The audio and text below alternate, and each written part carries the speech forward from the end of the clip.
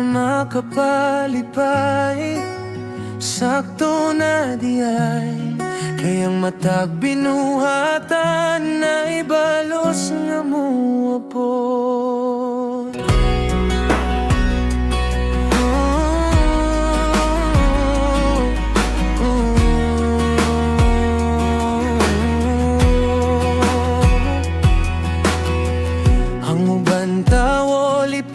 Kaayo, hambugero pagyud kaayo, proud siya kay nakawiya, bubatan nun ugwapa kayo.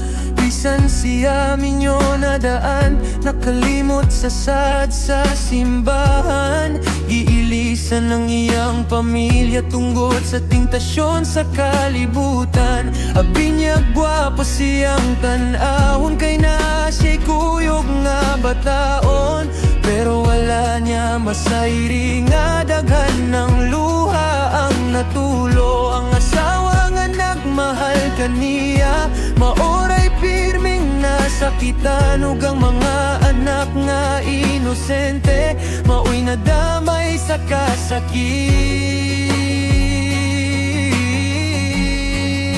Wala ba ka masayod sa imong dakong sala? Nakalapas ka sa sugo, sa balang Ginoo ang kalipay nga sayo. Dili gyud magdugay, kayang tanang binuhatan ay bayranan sa ulahi. Karma mo abot nimo, bisan unsaon mo paglikay, kayang Ginoo sa langit tanang tinago na hibawan.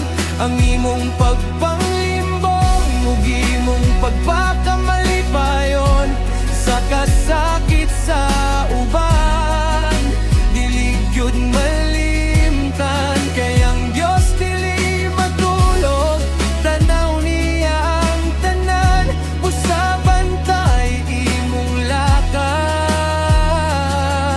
kaya dunay hukom sa kahumanan.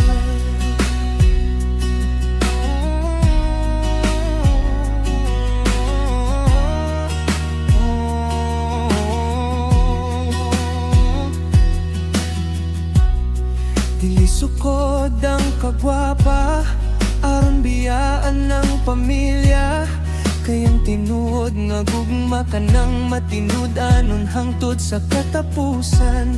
Dagang tawo karon nalipay sa bawal nga relasyon, abi nila forever na, pero temporaryo ra di ay tanan. Kay kung mawala ang kahinam ug mahurot na ang kabuang, mobalik ra gihapon ang kasakit o pagmahay.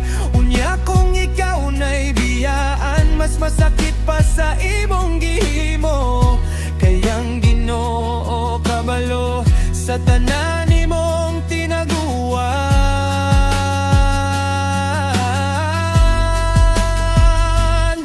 Hayaw gyud pagpasigarbo ang relasyon nga makasala, kayang tinuod nga gugma dili mang agaw ug kapikas sa uban. Mas maayo pang pobre pero limpyo ang konsensya, kaysa datog malipayon pero puno sa paglimbong. Karma mo abot ra gyud sa tanang sayop nga binuhatan, kayang balaod sa Ginoo dili mahimong ilaron. Busa samtang naapay panahon, paghinulsol ug pag-usab, kayang grasya sa langit para sa tinuod nga nagmahay. Ang ginuray mahibalo sa tinuod nimong kinabuhi, ug sa adlaw sa paghukom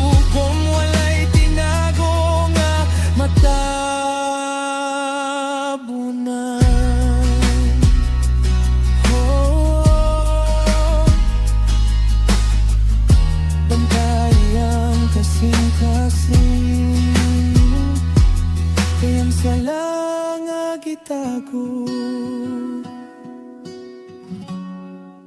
Balik ragi hapon sa naghimo.